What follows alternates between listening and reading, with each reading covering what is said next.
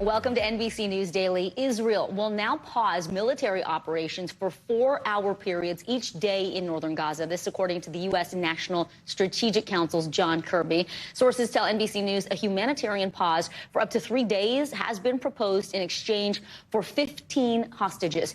Israel, however, says there will not be a complete ceasefire, and there is no real offer coming from Hamas at this point on negotiations. President Joe Biden is now saying he has pushed Israel for a longer ceasefire, and negotiations are taking much longer than he had hoped. Now, this all comes as Israel's military pushes deeper into Gaza. Tens of thousands of people now fleeing the north, and many of them are on foot.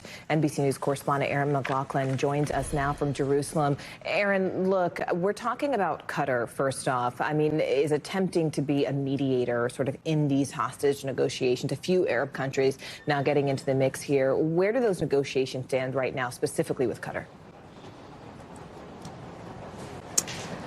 Yeah, well, they've been going on for weeks now, Morgan, but this morning, Isaac Herzog, the Israeli president, pouring cold water on any idea that they could be close to some sort of hostage release agreement, telling NBC's Raf Sanchez that Hamas has yet to put anything substantial on the table. Take a listen to what he said earlier today. And I can say to you that right now, up till now, there's no real proposal that is viable from Hamas's side on this issue.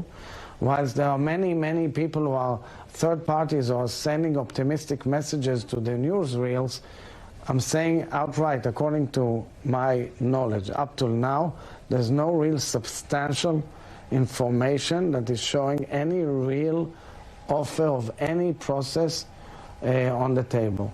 And that is Arab unfortunate. Source telling NBC News that they were at a critical point in these negotiations. Two diplomats with knowledge of the matter said that the sides had been discussing a 1 to 3 day pause in the violence in order for a small number of hostages to be released, 10 to 15 hostages, and the thinking being that pause would also allow Hamas to locate the remaining hostages, because apparently they don't know where they are. But as you heard there, Israeli officials again casting doubt that any sort of deal is imminent. And we're talking about more than 200 hostages.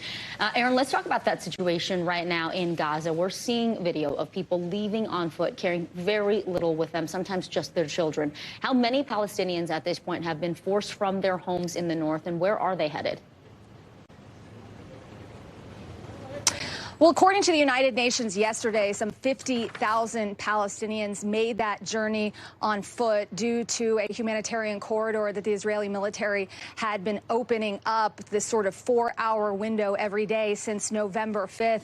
On Tuesday, some 15,000 Palestinians made that journey, and on Monday, 5,000 Palestinians made that journey. So it seems that more and more Palestinians, men, women, children, the disabled, the elderly, are listening to Israel's warning and evacuating the north, where Israel says most of the fighting will be concentrated.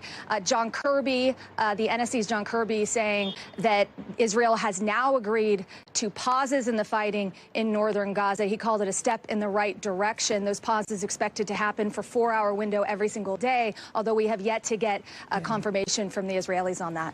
All right, NBC News correspondent Erin McLaughlin for us today. Erin, thank you. Thanks for watching. Stay updated about breaking news and top stories on the NBC News app, or follow us on social media.